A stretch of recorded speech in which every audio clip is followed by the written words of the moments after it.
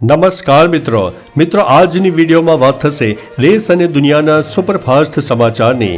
સૌપ્રથમ વાત થશે અમરેલી લેટરકાંડમાં નવો વળાંક, ગુજરાત હાઈકોર્ટની રાજ્ય સરકારને ટકોર, હવે માસ્ક ફરજિયાત નહીં તો થશે આમ।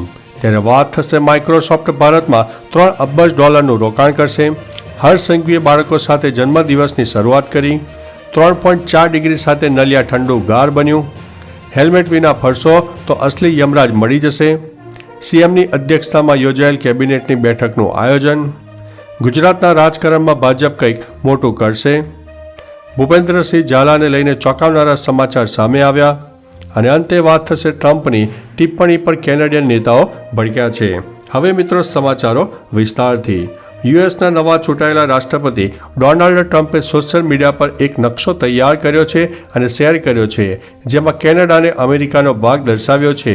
આ અંગે કેનેડાના કાર્યવાહક પીએમ જસ્ટિન ટ્રુડોએ કહ્યું છે કે કેનેડાનો અમેરિકાનો હિસ્સો બનવાની કોઈ સંભાવના નથી। વિદેશ મંત્રીએ એક્સ ઉપર લખ્યું છે કે ટ્રમ્પ મજબૂત કેનેડાથી વાકેફ નથી, અમારી અર્થવ્યવસ્થા અને અમારા લોકો મજબૂત છે, અમે ક્યારેય ધમકીઓ સામે નહીં ઝૂકીએ। મિત્રો અન્ય મહત્વના સમાચારની વાત કરીએ તો ભૂપેન્દ્રસિંહ ઝાલાને લઈને ચોંકાવનારા સમાચાર સામે આવ્યા છે। બીજા ગ્રુપના કૌભાંડમાં સીઆઈડીએ નરેશ પ્રજાપતિને ઝડપી પાડ્યો છે। ભૂપેન્દ્રસિંહ ઝાલાના 3 દિવસના રિમાન્ડ પૂરા થતાં તેને કોર્ટમાં રજૂ કરાયો છે। તે હાલ જ્યુડિશિયલ કસ્ટડીમાં છે। ઝાલાએ પૂછપરછમાં જણાવ્યું હતું કે તે ટૂંક સમયમાં રાજનીતિમાં પ્રવેશ કરવાનો છે। તે 2027ની વિધાનસભા ચૂંટણી લડવાની તૈયારીમાં હતો। તેને અનેક રાજનેતાઓ સાથે સંબંધો હતા। ભાજપ હેઠળ ચૂંટણી લડવાની યોજના બનાવી હતી। મિત્રો અન્ય મહત્વના સમાચારની વાત કરીએ તો ગુજરાતના રાજકારણમાં ભાજપ કંઈક મોટું કરશે। સચિવાલયમાં ભાજપ અને કોંગ્રેસના કેટલાક ધારાસભ્યો સીએમ ભૂપેન્દ્રભાઈ પટેલ અને અન્ય મંત્રીઓને મળ્યા હતા। તેથી ફરીથી સરકારના મંત્રીમંડળના વિસ્તરણની ચર્ચાઓ શરૂ થઈ ગઈ છે। કહેવાઈ રહ્યું છે કે 15 જાન્યુઆરી બાદ ગમે ત્યારે મંત્રીમંડળનું વિસ્તરણ થઈ શકે છે, જેમાં મોટા ફેરફારો થઈ શકે છે। તે પહેલાં ભાજપ સંગઠનમાં પક્ષ પ્રમુખની નિમણૂક કરાશે તેવા પણ સમાચાર સામે આવ્યા છે। હવે જોવાનું છે કે ભાજપ શું કરે છે। મિત્રો અન્ય મહત્વના સમાચારની વાત કરીએ તો સીએમની અધ્યક્ષતામાં યોજાશે કેબિનેટની બેઠક। ગાંધીનગર ખાતે સીએમ ભૂપેન્દ્રભાઈ પટેલની અધ્યક્ષતામાં કેબિનેટની બેઠક યોજાશે, જેમાં HMPV વાયરસના નિયંત્રણ માટે તકેદારીના પગલાં માટે ચર્ચા કરવામાં આવશે। આ ઉપરાંત આ બેઠકમાં બનાસકાંઠા જિલ્લા વિભાજનની સ્થિતિ અને આગામી વિધાનસભા સત્ર મુદ્દે ચર્ચાઓનો નિર્ણય પણ લેવાઈ શકે છે। મિત્રો અન્ય મહત્વના સમાચારની વાત કરીએ તો હેલ્મેટ વિના ફરશો તો અસલી યમરાજ મળી જશે। વાહન ચાલકો હેલ્મેટ પહેરે તે માટે મહેસાણામાં અનોખું અભિયાન શરૂ કરાયું છે। દૂધસાગર ડેરીના સહયોગથી આરટીઓ વિભાગ નકલી યમરાજ ઊભા રાખીને વાહન ચાલકોમાં હેલ્મેટ અંગે જાગૃતિ લાવી રહ્યું છે। તો હેલ્મેટ પહેરનાર વાહન ચાલકોને ગુલાબનું ફૂલ અને ચોકલેટ આપ્યા છે।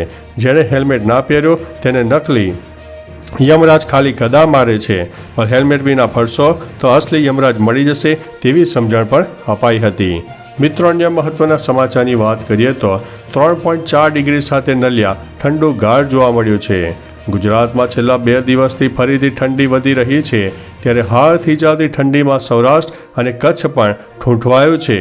તો બીજી તરફ 3.4 ડિગ્રી સાથે નલિયામાં સિઝનનો સૌથી ઠંડો દિવસ નોંધાયો છે। રાજકોટની વાત કરીએ તો અહીં પારો 7.3 ડિગ્રી પર પહોંચતા લોકોને કડકડતી ઠંડીનો અનુભવ થયો હતો। અમદાવાદ અને ગાંધીનગરમાં પણ લોકોને બરાબરની ઠંડી લાગી હતી।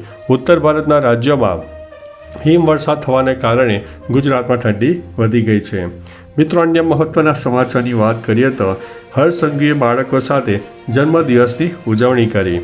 રાજ્યના ગૃહમંત્રી હર્ષ સંઘવીનો ગઈકાલે જન્મદિવસ હતો, ત્યારે તેમણે ગાંધીનગરના મૂકબધિર શિશુ વિદ્યા મંદિરની મુલાકાત લીધી, સાથે શાળામાં મૂકબધિર બાળકો સાથે પોતાના જન્મદિવસની ઉજવણીની શરૂઆત કરી। તેમણે આ મુલાકાત અંગે એક્સ ઉપર જણાવ્યું કે સંઘવીના જન્મદિવસ પર સીએમ ભૂપેન્દ્રભાઈ પટેલ સહિત ઘણા નેતાઓએ અને મોટી હસ્તીઓએ તેમને શુભકામનાઓ પણ પાઠવી છે।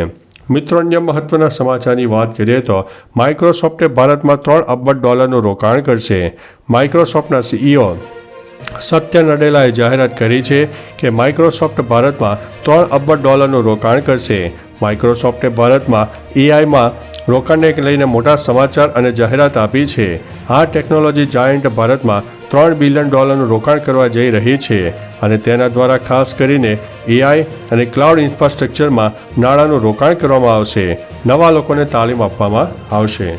મિત્રો, અન્ય મહત્વના સમાચારની વાત કરીએ તો HMPV વાયરસને લઈને અમદાવાદ શહેરની શાળાઓએ હવે જાતે જ તકેદારી લેવાનું શરૂ કર્યું છે. શિક્ષણ વિભાગે વાયરસને લઈને હજુ કોઈ ગાઈડલાઈન જારી કરી નથી, પણ શાળા સંચાલકો તરફથી તકેદારીના પગલે વિદ્યાર્થીઓને શરદી, તાવ, ખાંસી જેવા લક્ષણો હોય તો તેવા વિદ્યાર્થીઓને શાળાએ ન મોકલવા અને ફરજિયાત માસ્ક પહેરીને શાળાએ આવવા માટે અપીલ કરી છે. ખાસ કે આવા વિદ્યાર્થીઓને સાવચેતીના પગલે ઘરે મોકલી દેવાય છે. HMPVના દેશમાં કુલ 9 કેસ મળી આવ્યા છે. મિત્રો, અન્ય મહત્વના સમાચારની વાત કરીએ તો ગુજરાત હાઈકોર્ટની રાજ્ય સરકારને ટકોર. હાઈકોર્ટે ચાઇનીઝ દોરી અને તુક્કલનું વેચાણ અટકાવવા ટકોર કરી છે. એક અરજદારે જોખમી દોરી અને ચાઇનીઝ તુક્કલ પર રોક લગાવવા માટે હાઈકોર્ટમાં પિટિશન દાખલ કરી છે. હાઈકોર્ટે લોકોના જીવ જોખમમાં ન મુકાય તેનું ધ્યાન રાખવા માટે ટકોર કરી છે. જાહેરમાં રંગાતી દોરીની પણ તપાસ કરવા ગુજરાત હાઈકોર્ટની સૂચના છે. ચાઇનીઝ દોરીના કારણે અનેક લોકો જીવ ગુમાવી બેઠા છે. મિત્રો, અન્ય મહત્વના સમાચારની વાત કરીએ તો અમરેલી લેટરકાંડમાં નવો વળાંક આવ્યો છે. એક સીસીટીવી ફૂટેજ સામે આવ્યા છે. આ સીસીટીવી ફૂટેજમાં પાયલ લેટર કુરિયર કરી રહી છે. એવું દેખાઈ રહ્યું છે કે સામે આવેલી માહિતી અનુસાર મનીષ ગોટીએ આપેલો લેટર પાયલ ગોટી કુરિયર કરવા ગઈ હતી.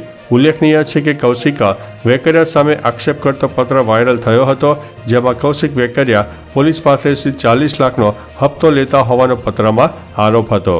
તો ચાલો મિત્રો, ફરીથી દેશ અને દુનિયાના સુપરફાસ્ટ સમાચાર લઈને મળતા રહીશો. ત્યાં સુધી અમને રજા આપશો. નમસ્તે.